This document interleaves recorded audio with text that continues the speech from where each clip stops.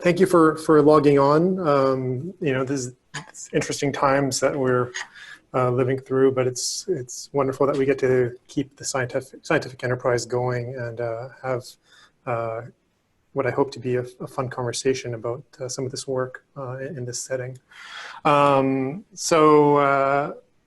My talk today is on brain network aging, and I'm going to walk you through some efforts that my lab and myself have been investing our energies towards in terms of understanding how our brain changes as we grow older. And as Dr. Maestri mentioned, the emphasis will be on the science of networks, since we think there's a lot to be learned from studying the brain as a network. Before I begin, I just want to put some context into what motivates some of the work that we pursue.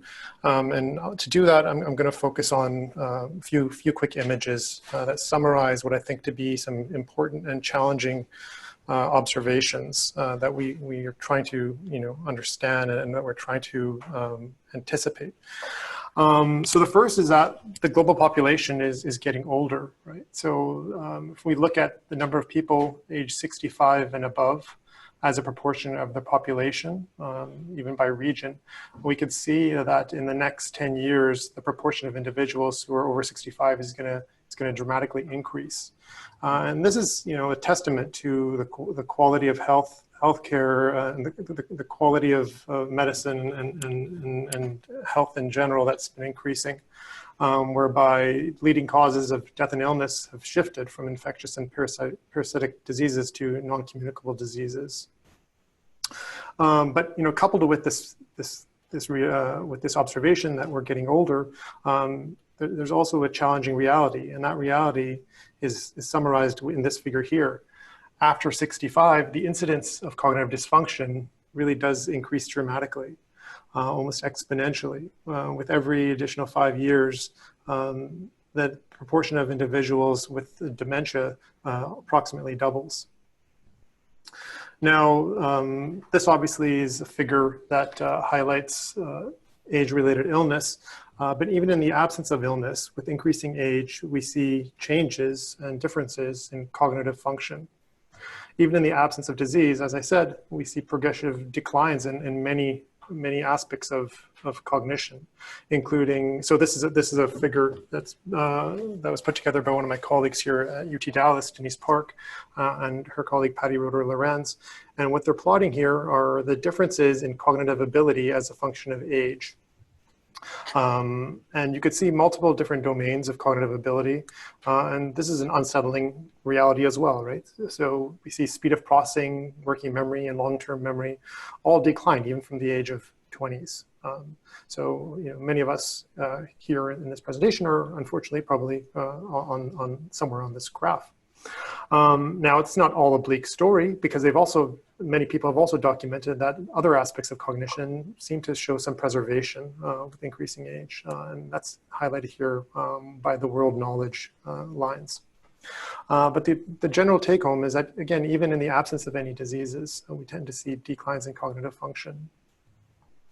Now, these lines, of course, are a summary of groups of individuals, but there's an interesting nuance to this, and that nuance is depicted in this final figure. There does seem to exist considerable individual variability, and we're probably all familiar and maybe even experience some of this variability and are self-aware of it. Some people seem to age more gracefully than others. So what's being depicted here are actually changes for different individuals in terms of their perceptual speed. It's just one of the domains of cognition that I mentioned earlier. And these are multiple individuals who were tested on this set of cognitive tasks up to 6 years.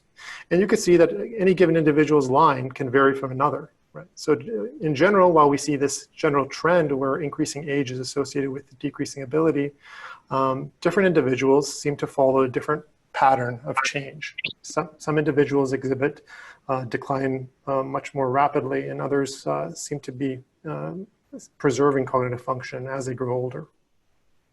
Dr. Gagan, I have a question for you. Yes, of course. Sorry to interrupt you, guys. No problem. Some measurement like the last figure that you are showing to us, there are some people who increase this perceptual speed. this is an error for the tools, or really at that age you can increase the speed? That's a wonderful question. I mean, I think we'd all like to we'd all like to think that there are ways of increasing cognitive ability in older age, and I think that's of course a very large topic of focus. Whether or not there's forms of cognitive training that might enhance abilities. Some of it, however, does come from errors in measurement tools. So there are things such as practice effects that can permeate some of these data points, where some individuals get better because they've learned the specific tasks that are being tested. I don't know that this specific data depiction was as vulnerable to those practice effects, but some of the increases do sometimes relate to that. Another aspect that is related to measurement error is just the reliability of the measures. So a given measure, if you measure 2 days back to back, might not necessarily exhibit high reliability. So those are always considerations to take into account when you see some of those increases. But again, I think that's a big question as to whether or not some of those increases in some of those individuals are real. Thank you. Sure. So I think, when we take a step back and look at these and consider these 4 observations, we're met with some critical questions that we really need to answer. The first is what causes age-accompanied cognitive decline? And can we identify those causes? Of course, if our ultimate goal is to slow down or even halt any age-related decline, we need to understand the underlying causal sources. And the second is, why is it that some people seem to be more vulnerable to decline than others? There's clearly individual variability in terms of normal cognitive aging, but also cognitive dysfunction. And why are some people simply more vulnerable? And I hope to start to answer some of these questions or give you a sense of how we're thinking about these questions in the presentation today. Now, the work on brain aging, of course, is not new. There's been multiple imaging-based measures that have been examined to try to understand the causes of age-related decline and the individuability in that decline. And I'm trying to summarize some of the larger measures that have been used over the years in this slide here. These include task-related activity, so having a subject, a participant in an MRI scanner and doing a cognitive task and looking at bold activation while they're performing that task. But then, of course, there's also been measurement of brain structure, including gray matter structure and white matter structure. And then a whole other class of analyses that have focused on things such as FDG metabolism or neurotransmitter uptake and so forth. And these have all actually yielded promising signals that there are measures that are collectible that might help us elucidate the sources of age-related decline. But it seems to be the case, I think this is a fair statement, that we have yet to establish a clear link between any of these observed age-related brain changes and cognitive decline. So there's still considerable work to be done. And another reality is that there's presently no real reliable measures of brain health prior to the onset of clinical symptoms. It's one of the outlier domains where if you go get your annual checkup at your physician, there isn't really much done in terms of quantitative measurement to understand your trajectory or your potential vulnerability to subsequent decline. So that's something that we still need to work on. So in the context of all those other measures, I want to present to you just our working hypothesis. And again, this has been the hypothesis that we've been testing for the last few years in my lab. The hypothesis is that age-related cognitive decline can be better understood by studying the brain network changes that occur with age. We're trying to use a brain network framework to help us understand some of that individual variability in age-related cognitive decline. So why is it that we think this is a better way of studying brain aging? Well, the first thing to consider is a simple reality that your brain is a network. No neuron or no brain region works in isolation, and we've known this for a long time. When we think about cognition and we try to understand cognition, we understand cognition to be an emergent product of distributed patterns of activity that are across multiple cortical and subcortical structures. So thinking about the brain as a network and its dysfunctions as a dysfunction of the network seems as an appropriate level of analysis. This idea isn't a new one, though. there's been many prominent ideas, theoretical ideas, and applications of those ideas in brain aging research that have invoked a network-related concept. If you're familiar with some of this literature, you'll be some of these terms will be familiar to you, and those include network compensation, dedifferentiation, scaffolds, neural reserve, and disconnection, disintegration. These are all network-related concepts that have tried to understand brain aging or describe brain aging as a problem of networks. And again, I think these have had immense value because they seem to be an appropriate level of analysis at which to start to relate changes in broad domains of cognition that we see with age to changes in information processing. Now, thinking about the brain as a network can be helped by considering the fact that there is a real science of networks. And the analysis of networks can actually be conducted using formal methods.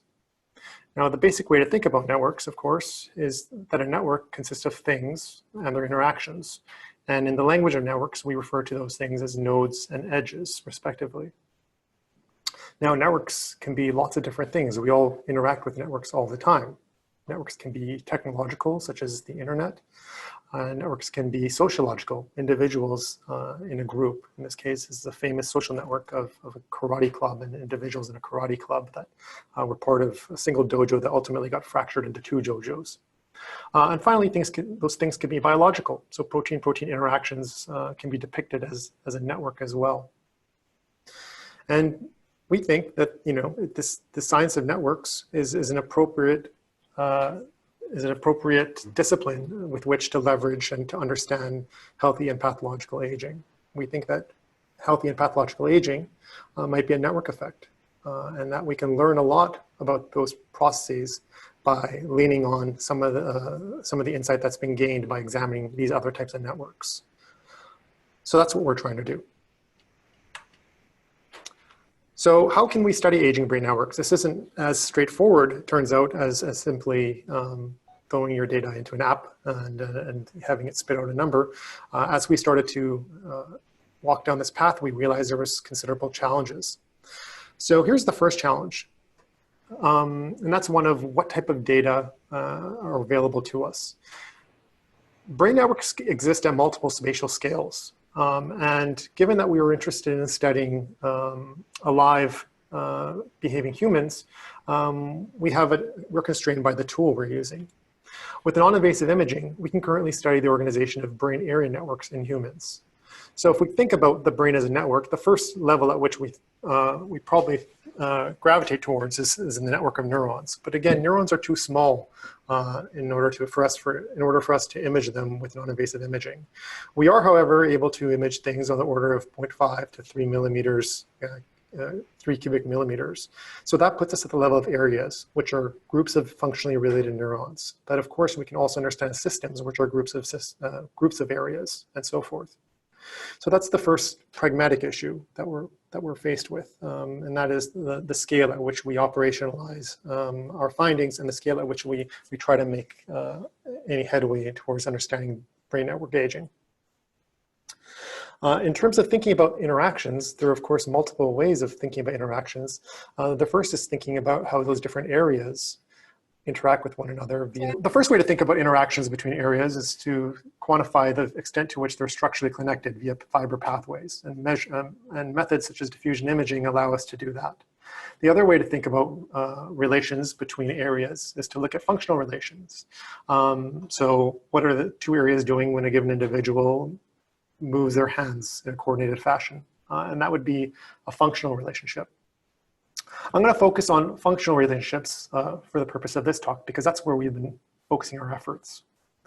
Now, it turns out the functional relationships can be quantified even in the absence of tasks. And some of you are probably familiar with this, since this area of research has actually picked up a lot of momentum in the last few decades. But it turns out that the brain is functionally organized at rest. Even in the absence of task, if you look at functional activity, different sets of brain regions that do similar things are functionally correlated. And I can depict that here with a simple, straightforward example. If we take a region of interest in your motor cortex, here I'm going to take your left motor cortex, and I have someone just sit in the scanner doing nothing, stare at a passive fixation crosshair. and ensure that they're awake, but just have them lay there, and I'd look at the signal. It'll wax and wane in some seemingly random fashion. But the really surprising thing is that if you took the homotopic region in the right motor cortex, so I'll plot that in yellow, and plotted it, it would look something like this. So it looks surprisingly similar. Now, the first question you might be wondering is, well, maybe the whole brain is just doing this. And sure enough, if I take a control region, it turns out that it's not doing this. So here's a control region, and it's not really doing the same thing. And this reflects a level of organization whereby regions of the brain that are functionally related, seem to exhibit correlated patterns of activity, even at rest, even in the absence of any task.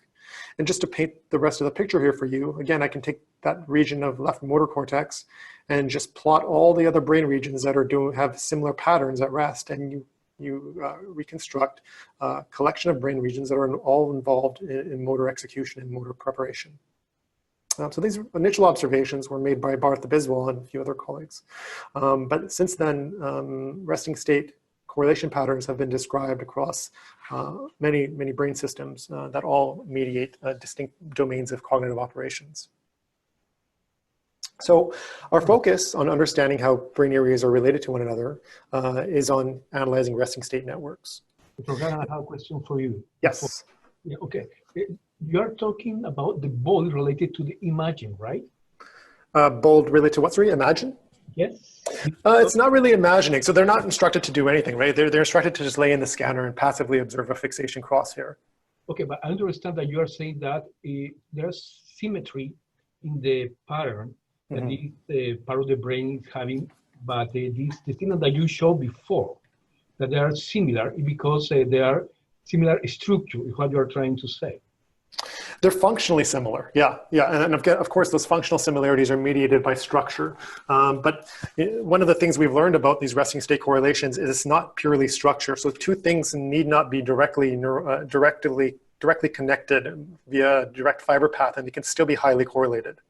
So left V1 and right V1 are a good example of that. But what we think this is a combination of structural relationships and functional relationships. So it's almost Hebbian. Things that are firing together over your lifetime are going to start correlating even in the absence of task.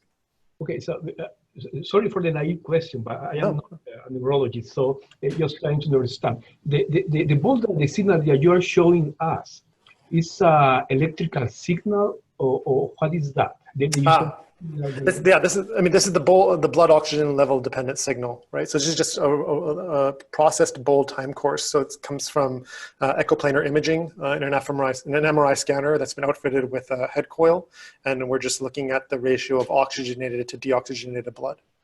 Okay, good. Thank you very much. Sure. We have a question in the chat. Okay. Dr. Firat asks, seems like the control region preacts other regions. Is this a correct observation? Sorry, the word was pre-acts? So precedes.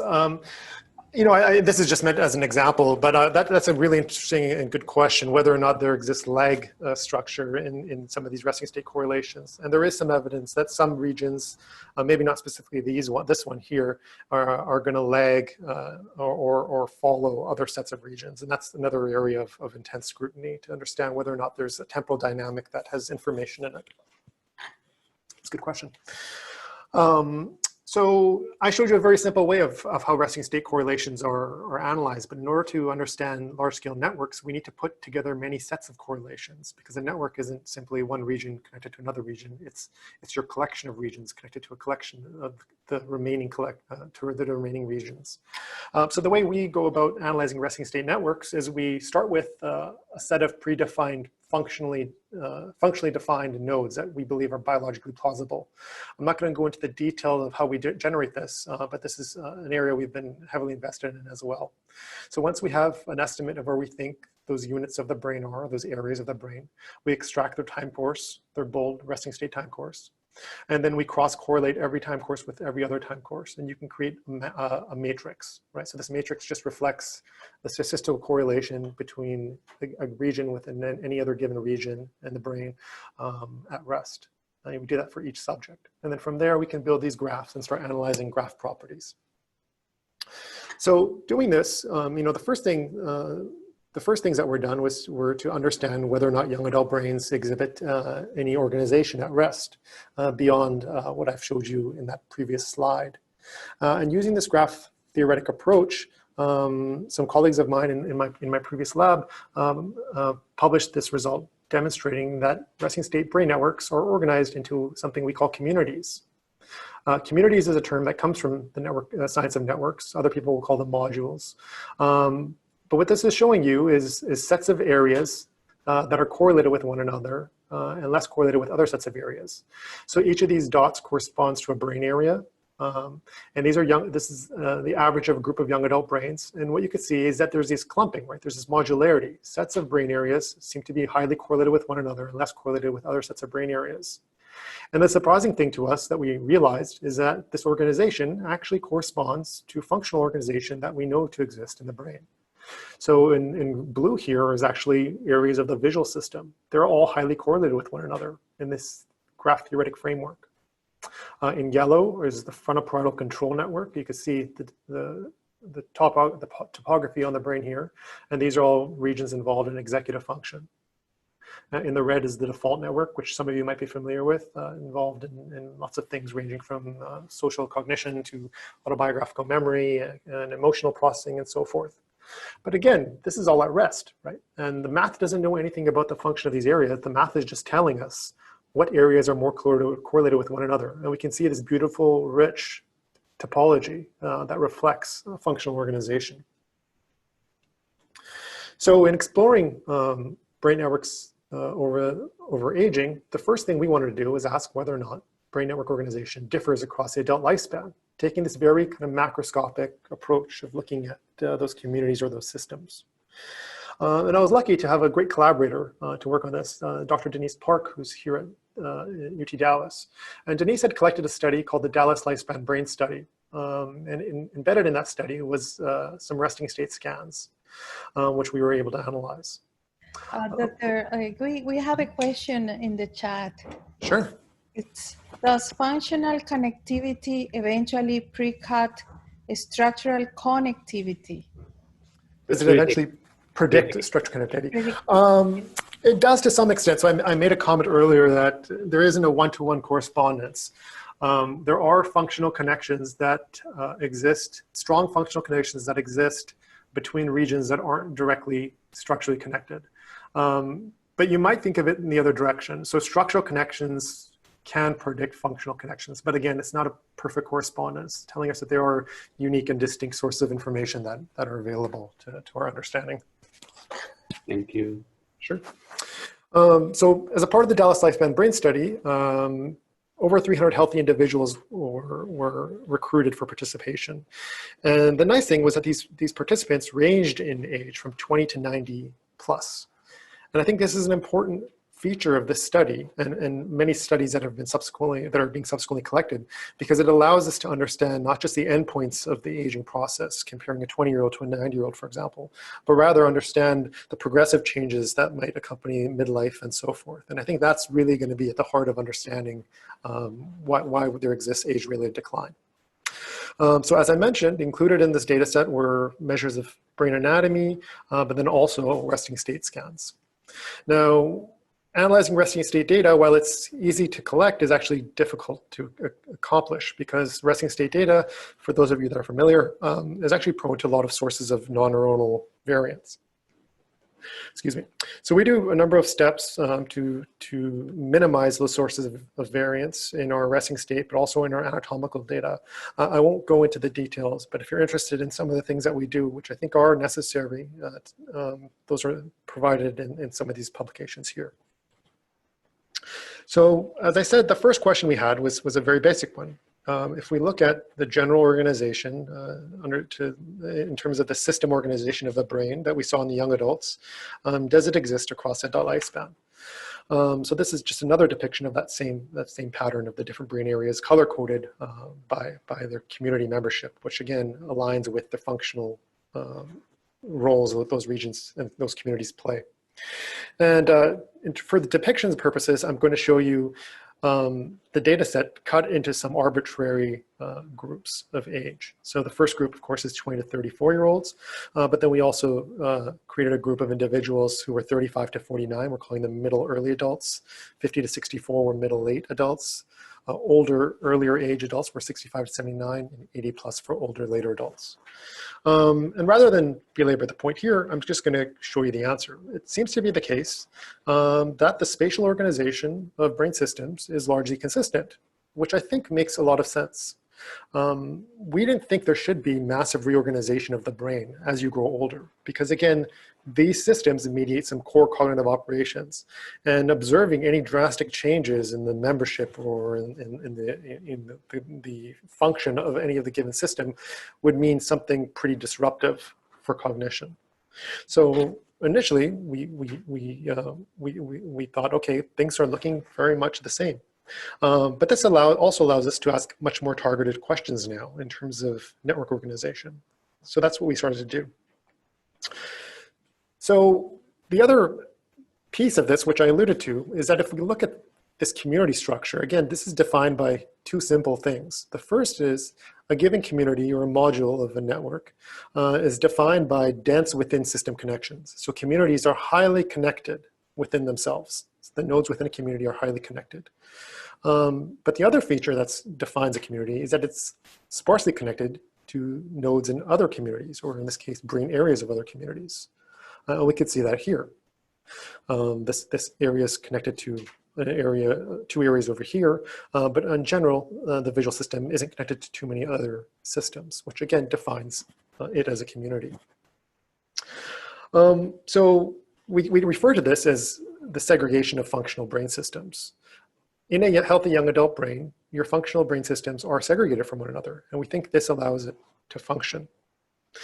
But as we know from, again, the science of networks, segregation of networks can change. The segregation of network communities can evolve over time. This is an interesting example, especially given the current political climate in the US, whereby the networks here are depicting nodes as senators. And a link between any given two senators reflects voting on similar legislation on at least 100 occasions during the same congressional session. And as you can see, what's being depicted is 3 different congressional sessions up into 2013. And these senators have been color-coded by their party affiliation. Blue as Democrat, red as Republican, and the few independents are color-coded as green. What we can see here is that the segregation of this voting behavior across party lines has progressively changed over time, whereby the different parties are voting on on legislation in a common way less and less frequently. And I think this was summarized really well by The Economist, and this line here actually really highlights an interesting aspect of what's being seen here. Though America's political polarization has become a fact of life, it has never been seen so graphically as a diseased brain with few neural pathways between the two hemispheres. So I think this is interesting for numerous reasons. And I'm not going to make any comments on the political climate, but I think what this is really showing us is how this property of network segregation can really confer some emergent behaviors of the system that it's characterizing.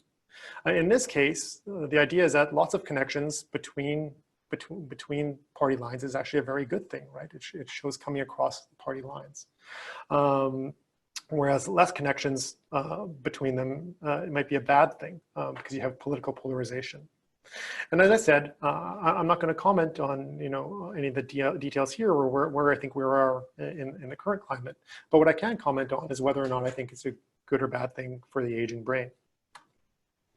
So just to kind of rehash the same idea, having network communities that are segregated but still able to communicate with one another requires a really fine balance of connections, both within and between communities. And I think we can think of it starting from this middle point here. So if you imagine an idealized network with multiple nodes that exist in their distinct communities, going in either direction could actually be a bad thing if you go too far. If you start disconnecting disconnecting nodes from their communities or communities from one another and increasing disaggregation, eventually those systems or those communities are no longer communicating with one another, which, as we can imagine, is very disruptive. But going in the other direction could also be really bad, because as you start to increase connections, you start to lose some of the distinctiveness that is conferred by that modular organization.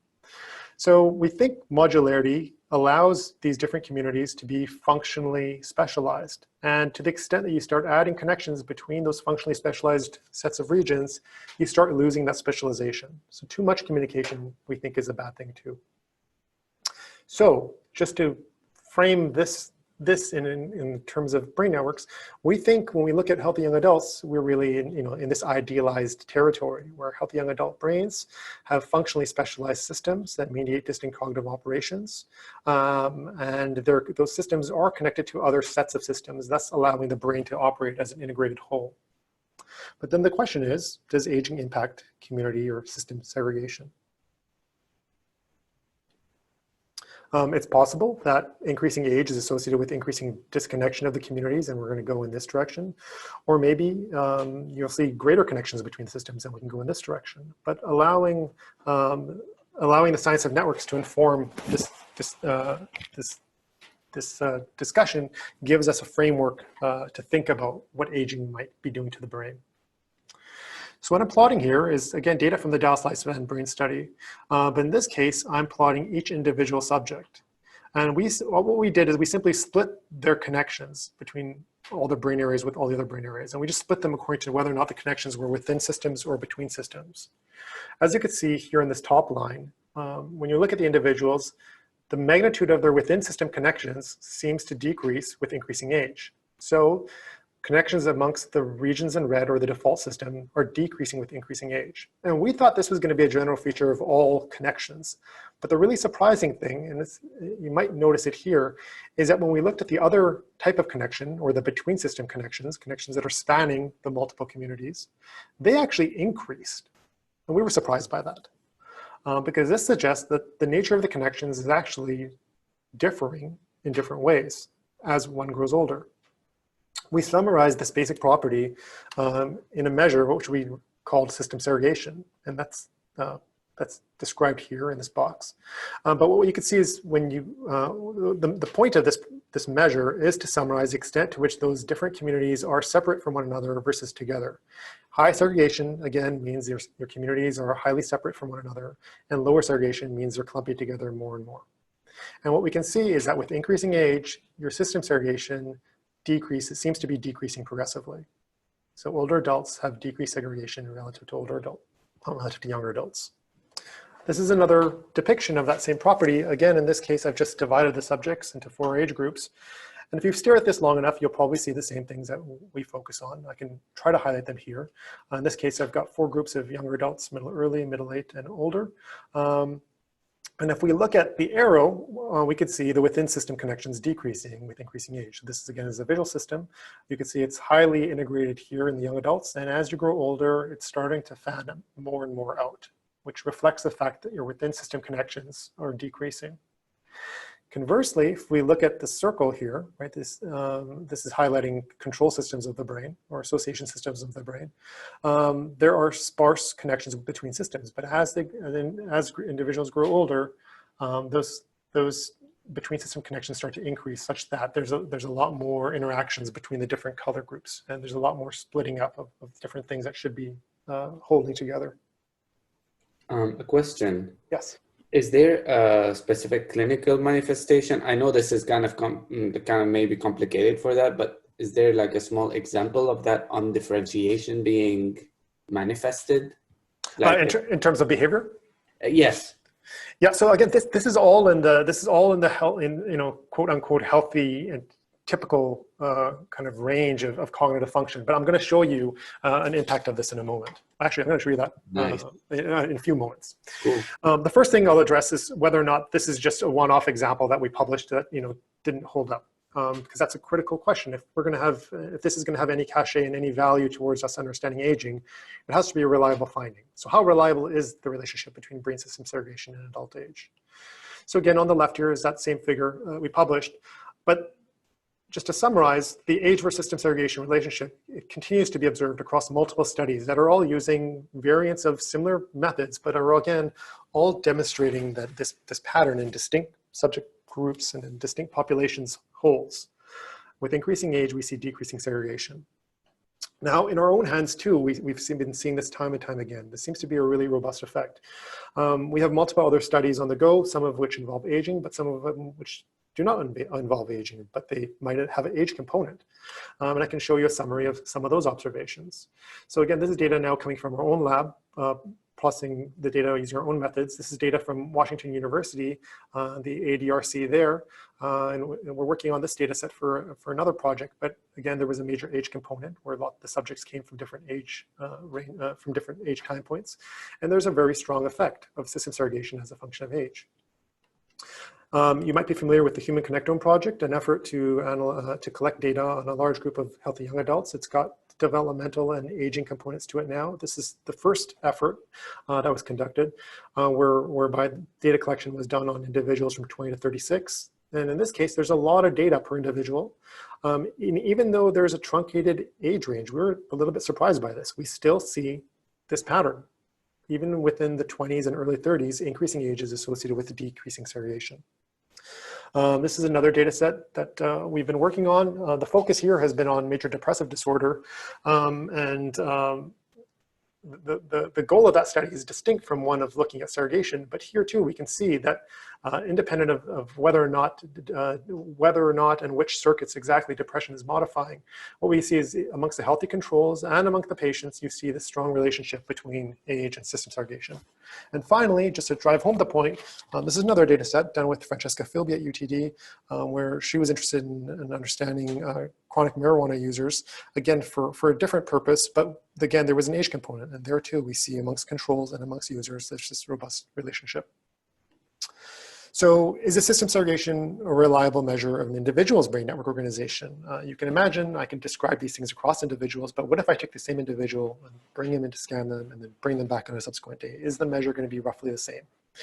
We haven't done anything to fine tune the measures or the measurement or the data acquisition, but what we do have access to is a set of subjects, again, from the Human Connectome Project that were scanned on 2 separate days. And you can see with enough clean data, the measure is fairly reliable. It's not perfect, but again, we haven't done anything to really fine tune the measurement of this. But what we're seeing is that a given individual, if they're high on one day, they're going to be high on another day, thus giving us some hope that this measure might have some value. Now, this question was asked about whether or not there's any clinical indicators or clinical manifestations. And of course, that's a critical question for us. And we're trying to question for the last slide. Yes. Okay, and theoretically, if you have this margin, you expect that this line should be in the diagonal from 0.6 to 0.8. That's right. So that means that there is some problem with the reliability in the second time?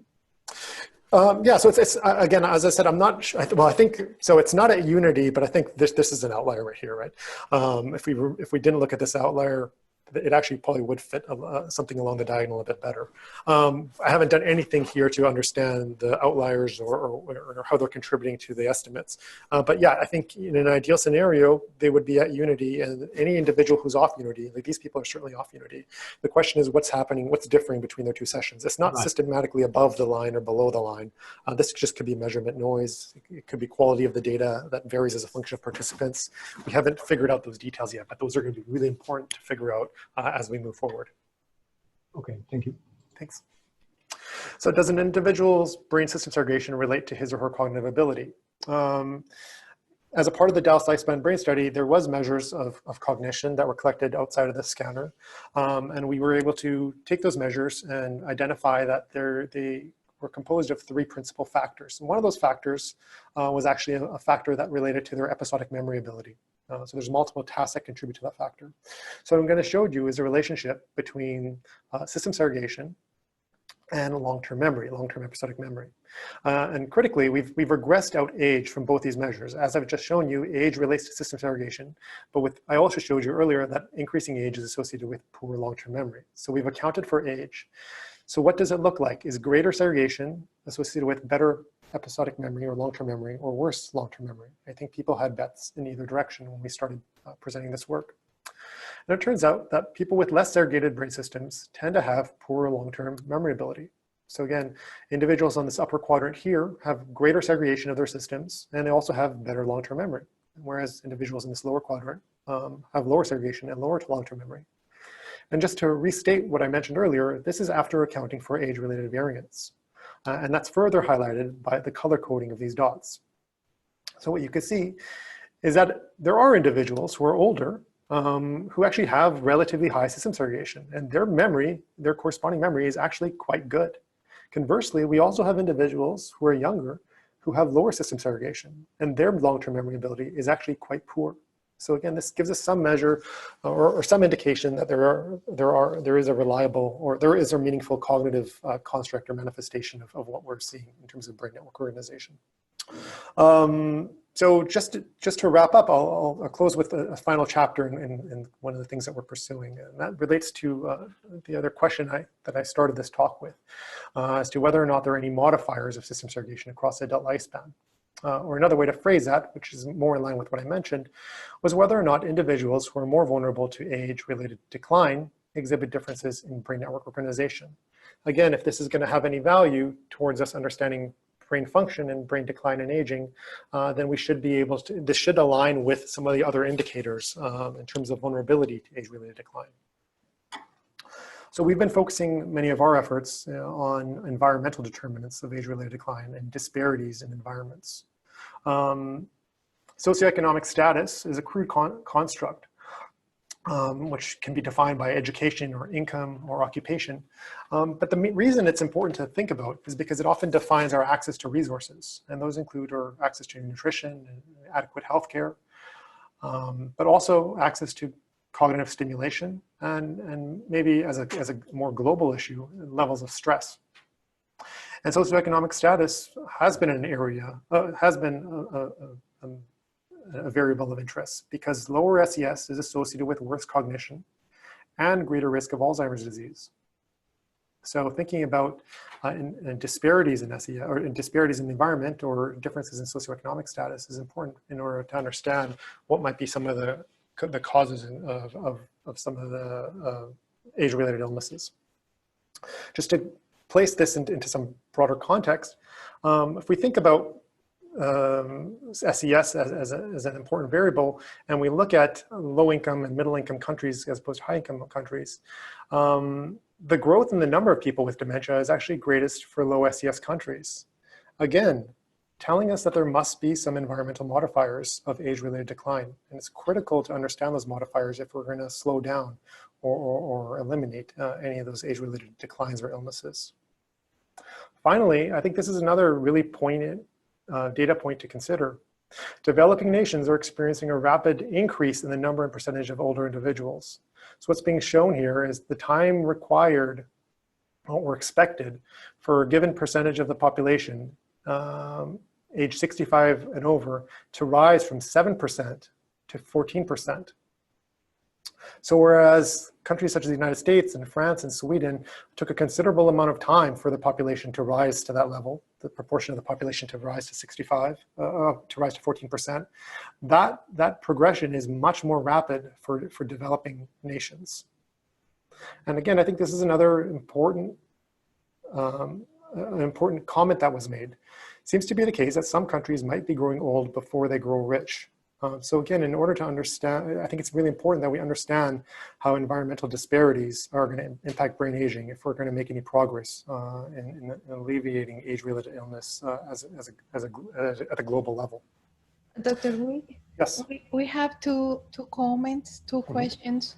Mm-hmm. One asking about, is this segregation is only related to memory, or what about other cognitive domains or even behaviors such as task management? And the other question is, could you comment on basically on sex differences, particularly in relationship to women after menopause? Yeah, great questions. So the first question about cognitive ability, whether or not there's some specificity in terms of the relationship between segregation and memory function.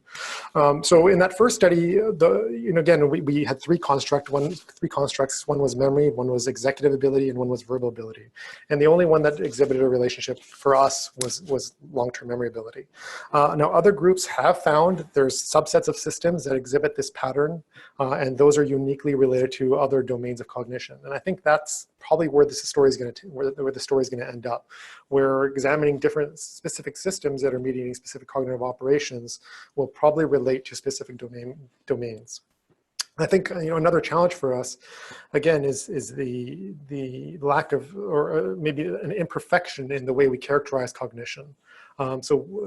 These constructs are built from sets of tasks, some of which are less perfect than others. So I wouldn't put too much weight on the fact that it didn't relate to the other domains. I would think rather that maybe we just haven't characterized those domains as adequately as we should be doing, and that's something we're trying to fix now. In terms of sex differences and pre versus postmenopausal women, we haven't seen any significant impact of sex as a categorical variable. I think hormonal change, though, is going to play a significant role. And in a follow-up study, which I'll briefly describe at the end, we're going to start characterizing those important mediators of these relationships. Thank you. Sure. So just to show you where we're going with this, while we don't have population, global population level data, we could start asking whether or not there are any environmental determinants or modifiers of some of the patterns that we're seeing. And again, the way we've done that is just by leveraging the data set that we have available to us here. And this is a broader segment of this data set because additional subjects were recruited after that first study that was reported, and they came from the Dallas-Fort Worth area, and they did included in this is a relatively broad representation of education and of occupational status. So we use those as combined measures to define SES. So we took an individual and we defined their socioeconomic status according to their years of education completed and their occupational status, which is just a coding of their occupation into a standardized measure. What we did then is look at the system segregation as a function of this SES construct. And while we do this at in a continuous fashion, I'm going to plot it in a way that just creates categories. The first category is, again, an age category. So I just have 4 age groups, as you've seen before. But the other thing I'll do is I'll just depict it in a way where I'm going to split higher SES and lower SES just using a median split. So just simply taking the median of socioeconomic status and showing you higher versus lower. Just as a very crude depiction, but to drive home the point that I hope you'll appreciate. So this is higher socioeconomic status as a function of age group, right? And we could see that pattern of decreasing segregation, which is most prominent from 35 onwards in this way of graphing the results. But what happens with lower SES? This is what we see. Lower socioeconomic status is associated with reduced system segregation, but we're seeing it primarily in middle-aged adulthood. Okay, so whereas the younger adults don't seem to show a big separation in terms of their SES and their segregation as a function of their segregation as a function of their SES. The middle-aged adults do show those differences where higher SES is associated with higher system segregation. Surprisingly, the older adults didn't show the effect that we anticipated, and we think this has more to do with issues related to participant recruitment than the actual observation. For those of you familiar with some of the work in aging, there's problems of selection biases and attrition biases where individuals that are less healthy are less likely to be recruited. And I think that might be playing a role in this. So the lower SES individuals we have, I think, are simply very healthy relative to some of the other age groups. Now, speaking to that, this relationship persists when we control for a number of critical factors, which I think are important to consider. And those include their demographics, so their self-reported race and their sex, but also the available measures we had of physical health, of mental health, of cognitive ability, since I've already showed you cognitive ability predicts system segregation, but also, quite importantly, their childhood SES. As you know, as you likely know, the relationship between SES and childhood development is pretty robust. So it's important to us to establish that any observed relationships aren't just a consequence of differences in childhood SES that have been propagated forward. So here we've used parental education. When you have an adult individual and we control for their parental education and just consider their own SES defined by their education and occupational status, we seem to see this separation. So this is a summary of some of the observations that I've been describing to you. The first is that the segregation of brain systems seems to decrease with increasing age in adulthood. And I've shown you a few different ways of looking at that and ways to think about that. Reduced system segregation is associated with poor cognitive ability. In this case, we've been focusing on episodic memory. And finally, at least in middle-aged adults, lower socioeconomic status is associated with lower system segregation. And we think this suggests that there exist environmental factors that impact brain network function and vulnerability. So what are we doing now? Just to close up, I'll just give you a sense of the direction we're taking this work. The first thing we're doing is asking whether or not brain network segregation might be useful as a measure of brain health. All the work I've shown you thus far has been cross-sectional in nature. So we've looked at different individuals that come from different ages, but we're now bringing together multiple large longitudinal data sets to start to ask whether or not we can see brain networks changing as an individual grows older, in both health, but also in their transitions to disease. A related aspect of this is asking whether or not that network organization might be modified by changes in brain degeneration. I think some of the differences in segregation we see and some of the changes that we're seeing are a consequence of progressive degeneration. Finally, the million-dollar question is whether or not we might be able to predict who might be vulnerable to brain disorders based on their network patterns prior to any clinical manifestation If we're able to do that using this measure or this measure in combination with other measures, I think we've come a long way in slowing down the march of age-related illnesses. Another study that that we're focusing on actually focuses on the last study I presented. So as I mentioned, the socioeconomic status construct is crude, right? But we think it reflects some underlying features of an individual's environment. So what we need to do is understand what is it about SES or the individual's environment that is moderating their brain network organization. And in a new study that we're about to start collecting, we're going to be asking just that. So the design of the study is to include representative sampling of lower to middle class, middle-aged adult participants from the DFW area, and then do longitudinal assessment of their changes in brain network organization and their cognition. And the critical element is that we're going to do extensive characterization of their changes in health and lifestyle, including stimulation, socialization, exercise, diet, their communities, sleep patterns, and then other measures of stress and health and well-being. And the study will start once we feel it's safe to start collecting the data in the context of the COVID-19 pandemic.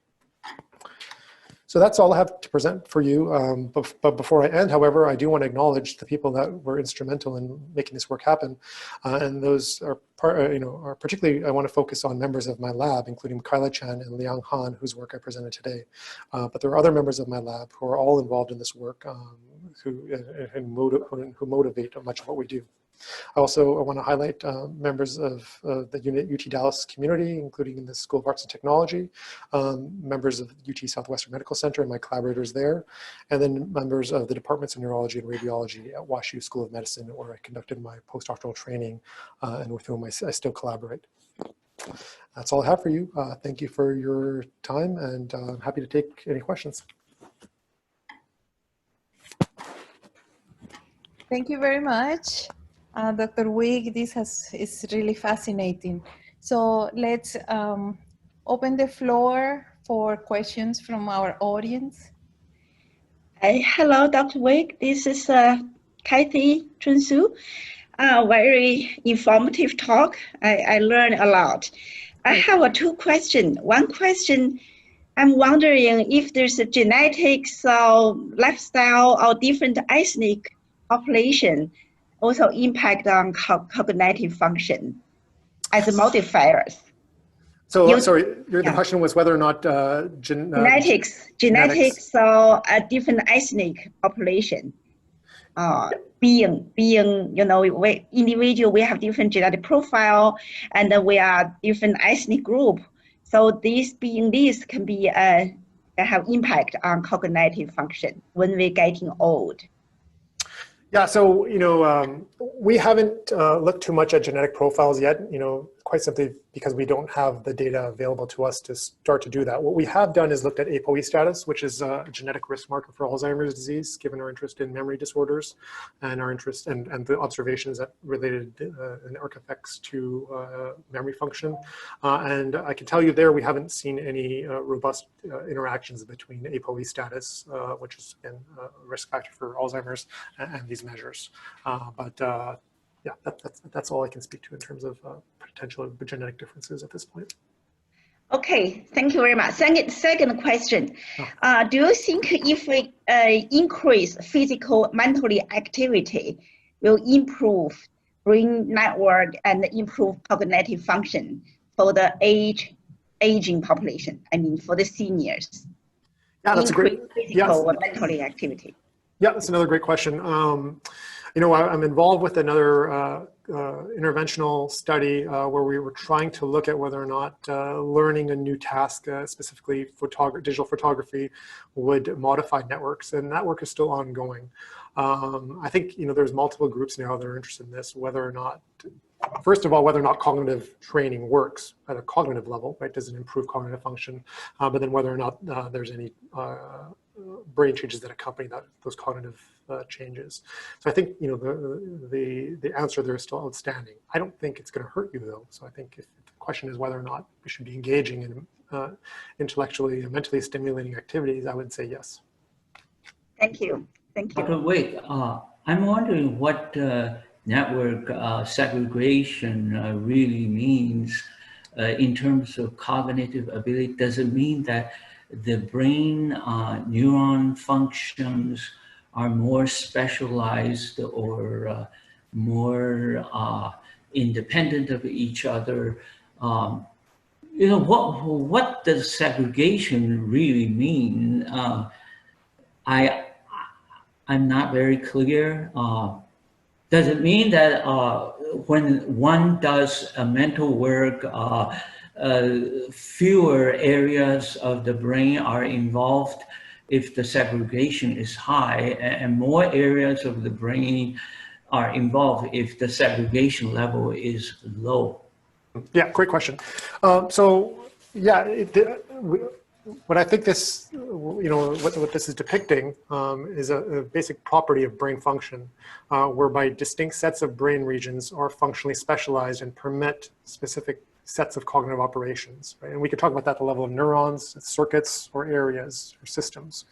So in order to have an efficient and effective systems or networks, you, at least in terms of the brain, but also in various other systems, you need modular organization, right? Because that permits specialization. And this measure of segregation is just a statistical way of quantifying the extent to which you have that specialization via patterns of resting state correlations. So as we grow older, this specialization level declines. That's right. And we've seen, so I didn't present the work, but we're seeing this in terms, again, this is all at rest, right? But when we look at task activity, when we have data on individuals doing tasks, and we could see that individuals who have less segregated networks, their task activity is less specialized. So regions that are otherwise performing a given task are now performing it with other regions that shouldn't be performing that task.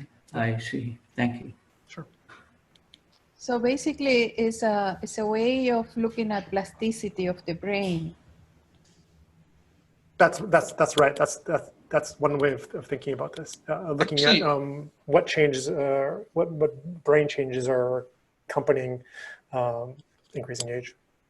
Actually, I want to jump in there. Great talk, by the way. Really enjoyed it. Learned a lot. And and I was also going to ask about if you could maybe entertain the idea of linking it to plasticity, because I know in some individuals, right, the changes in the brain, the plasticity that takes I mean, it's not always a negative thing. It can be very positive.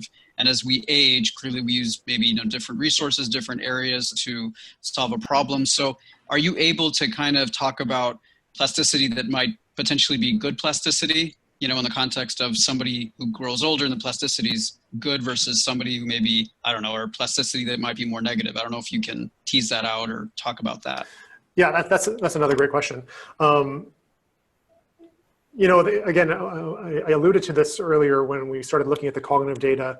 I think a lot of people were split, right? Because as we know, as we grow older, we get, you know, one idea is that people get wiser, which I think is a fair statement to make. And we see that in terms of world knowledge increasing. So some of the changes are certainly going to be to the benefit of the individual. We haven't been able to dissect yet the specific patterns that might be mediating the beneficial things that accompany aging versus the detrimental things, right? Right now we're taking a kind of a more bird's eye view of like large scale network organization. But I think there are certainly going to be some of these patterns that reflect beneficial outcomes. We just haven't drilled down into those patterns yet. Okay. And another quick follow-up. I know that among our group, I know that there's a number of people that are interested in resilience. And I'm just wondering if in your field, people are looking at it, well, maybe networks that maybe are associated with resilience. Because I think most people probably don't talk about that, but that would also be interesting, you know, along the lines of the positive plasticity, but resilience. I'm just curious if that's something that's starting to appear in your area. So, you know, the idea of resilience actually comes from the science of networks, right? So resilient networks are networks that are able to sustain targeted damage, yet still maintain function or adapt very quickly, right? So we think about faulty power lines, right? But yet you still have transmission of electrical currents. Those are typically resilient electrical networks. So that is the idea of resilience is actually a core concept that we're interested in exploring these things, but again, using the framework of the science of networks.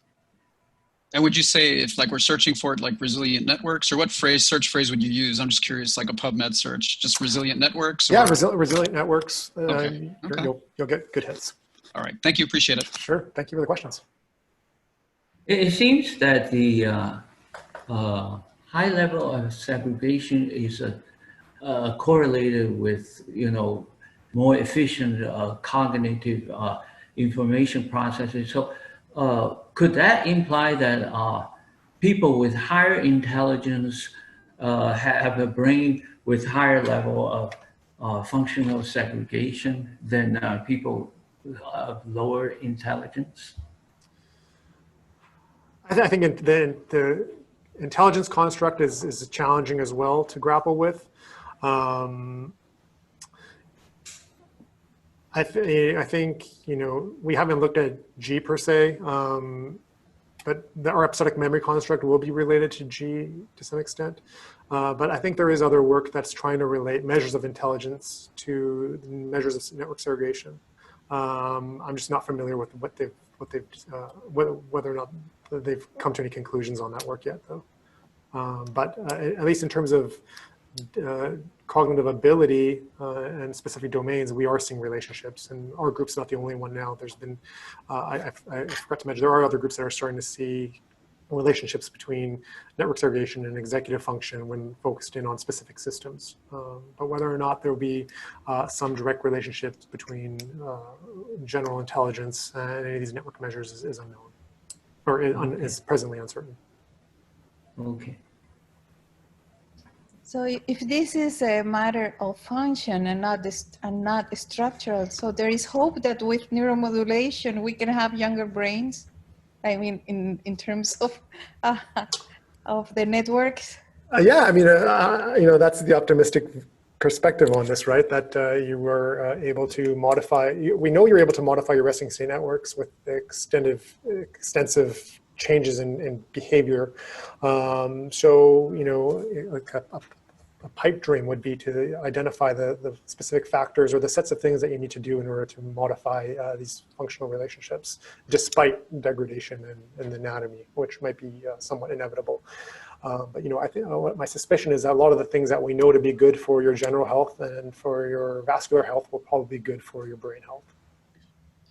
There is a follow-up question on an earlier question in the chat. Have you looked at retired versus still employed elders in terms of brain function segregation? Also, have you heard the elders who solve puzzles, crossword puzzles, etc., keep better brain functions? Is any analysis on actually putting problem solving or puzzles? So yeah, we didn't. So we did have retirees in the population. that we examined, and those primarily came from the older cohorts. I don't think there were, I mean, because we didn't see any separation as a function of socioeconomic status, we further dividing them according to retirement status was actually further complicating the analysis. So we haven't seen anything specifically there yet, but I think that speaks to the follow-up, which also is related, whether or not mental stimulation is going to modify these networks. As I mentioned, we have something ongoing that's looking at that specifically, but I can't speak to whether or not I think a specific thing or set of things that you do is going to change your networks. We don't have evidence for that yet. Is this segregation, as far as you know, human, or it also happens in primates? Yeah, great question. So modular brain organization is a property of across species, right? It's just a general principle that we see across rodents and non-human primates. So that those are definitely amenable to targeted inquiry of these kinds of questions, and whether or not there are environmental or other factors that can be actually modify, that would actually modify the measures. Dr. Wick, this may be something of interest to you. I remember I read something in a cognitive psychology textbook that says that when they compare more intelligent people with less intelligent people, they have these two groups of people do the same mental task. The more intelligent group shows more specific areas in the brain are highly activated, whereas the less intelligent group shows a more diffuse, general area in the brain that is activated. So that, those two patterns seem to be the same as, more segregated versus less segregated. Yeah, that's really interesting. I'm not familiar with that observation, but that would fall in line with actually the prediction that you made earlier. Oh, wonderful. I just have a last question on my side. It has to do with blood pressure. I'm very interested in blood pressure. And we know blood pressure affects the brain, and it actually is a modifier of brain structure. Have you looked at brain function? So we've controlled for blood pressure as a part of our physical health construct when we were doing that socioeconomic status work. We do have some data on some data from these individuals using the cardiovascular, using respiratory challenges. So it's in the pipeline as to whether or not there are going to be differences in neurovascular coupling that ultimately related to blood pressure or any other cardiovascular indicators. But there's been work from other labs on this, and those haven't shown any robust relationships between those measures and the network measures yet. But that's something we hope to pursue soon. Great. Thank you so much. One more question. Can you think of network segregation as synonymous with executive control function? No, I think the former is reflecting the architecture of the network, and the latter is a process. So the operations of that network, and that's mediated by specific subsets of the network. Very interesting. Thank you very much. Well, thank you. Thanks everyone for coming. Thank you. How does the pandemics affected your work? I saw that you mentioned in one slide that the recruitment, I guess, or the phenotyping is being affected. Yeah, so I mean, my lab has two arms, right? One of those arms is the analysis of data sets that have already been collected, both from members of our group, but also our collaborators. And the other arm is data collection. So we've had to shift our focus on the former because we're not going to collect any new data given the prevalence of the pandemic in the Texas area and in Dallas-Fort Worth. So we were going to begin collecting data in March, and then of course, the world decided otherwise. So we've been in a holding pattern. It's been an opportunity to perfect the design and perfect the measures, but we're waiting to start collecting. Yeah, well, we appreciate very much that you took the time to talk to us during this time. It's hard. Thank you so much for coming, and we really appreciate you taking the time. Well, thank you for bringing together everybody, and this is a wonderful forum, so I'm excited to interact with you all more. Thank you.